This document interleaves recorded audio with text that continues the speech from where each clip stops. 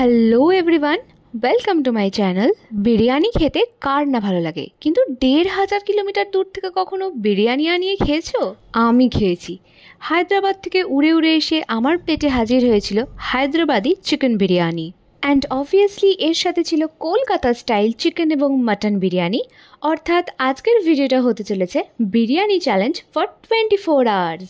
তো সকালের ব্রেকফাস্টের জন্য আমি বানিয়ে নিয়েছিলাম কলকাতা স্টাইল চিকেন বিরিয়ানি, আর এই সম্পূর্ণ বিরিয়ানিটা কিন্তু আমি একাই প্রিপেয়ার করেছিলাম।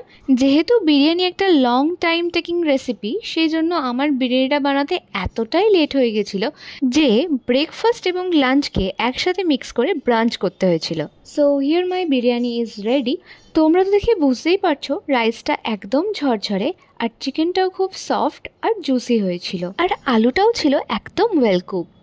এবার আসি বিরিয়ানির টেস্টে। আর সত্যি বলতে বিরিয়ানিটা দারুণ খেতে হয়েছিল, এতটাই টেস্টি লাগছিল যে আমি মুখের মধ্যে এক গাদা বিরিয়ানি একসাথে ঢুকিয়ে ফেলেছিলাম। তোমরা কি একটা জিনিস নোটিস করেছো? এই বিরিয়ানিটা কিন্তু একদম লেস অয়েল বিরিয়ানি।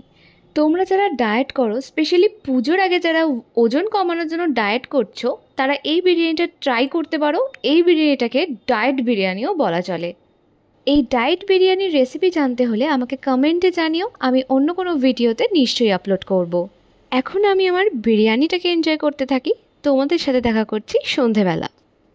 সন্ধেবেলা আমি খাবো একদম অথেন্টিক হায়দ্রাবাদি চিকেন বিরিয়ানি।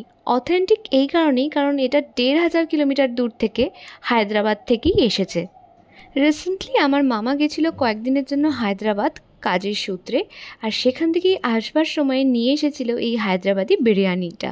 আর আমিও ভাবলাম এটাই বেস্ট সুযোগ 24 আওয়ার্স বিরিয়ানি চ্যালেঞ্জের জন্য, কারণ একটা চ্যালেঞ্জের মধ্যে ডিফারেন্ট টাইপস অফ বিরিয়ানি তোমাদেরকে দেখাতে পারবো। সো এবার আসি টেস্টে। হায়দ্রাবাদি বিরিয়ানি কিন্তু কলকাতা স্টাইল থেকে একদমই ডিফারেন্ট। হায়দ্রাবাদের যে বিরিয়ানিটা সেটা প্রচণ্ড মশলাদার, মানে হিউজ মশলা ইউজ করা হয়, এর মধ্যে প্রচুর ফ্লেভার্স থাকে বিরিয়ানিতে। এবং আমরা যে বিরিয়ানি টেস্টের সাথে পরিচিত, যে গোলাপ জল কেওড়া জলের যে গন্ধটা, সেটা একেবারে মিসিং। আর এর সাথে সাথে আলু এবং ডিম এই দুটোও কিন্তু এই বিরিয়ানিতে ছিল না। তবে যাই হোক, আমাদের কলকাতা বিরিয়ানিকে কিন্তু বিট করা পসিবল নয়। তবে আমার হায়দ্রাবাদি বিরিয়ানিও খারাপ লাগেনি, প্রচণ্ড ফ্লেভারফুল, আমার তো বেশ ভালোই লেগেছে। সো ফাইনালি রাতের ডিনারে আমি খাবো কলকাতা স্টাইল মাটন বিরিয়ানি। সকাল থেকে গান্ডে পিন্ডে বিরিয়ানি গেলবার পর কিন্তু আমার আর বিশেষ জায়গা ছিল না পেটের ভেতরে, কিন্তু চ্যালেঞ্জ যখন নিয়েছি কমপ্লিট তো করতে হবেই। কিন্তু এত দারুণ অ্যারোমা এই বিরিয়ানিটার যে আমার তো গন্ধ শুকেই খিদে পেয়ে যাচ্ছিল।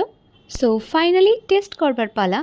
একটুখানি মাটন, একটুখানি আলু, যেটা আমাদের কলকাতার ইমোশন, আর এটা ছাড়া কলকাতা বিরিয়ানি একদম incomplete. And this moment, it's heavenly good. আজ সকাল থেকে যে কটা বিরিয়ানি ট্রাই করেছি তার মধ্যে বেস্ট ছিল এই মাটন বিরিয়ানিটা। সো বিরিয়ানিটা আমি খেতে থাকি। যদিও আমি পুরোটা খেতে পারবো না, তবে নষ্ট করবো না, মাকে খাইয়ে দেবো।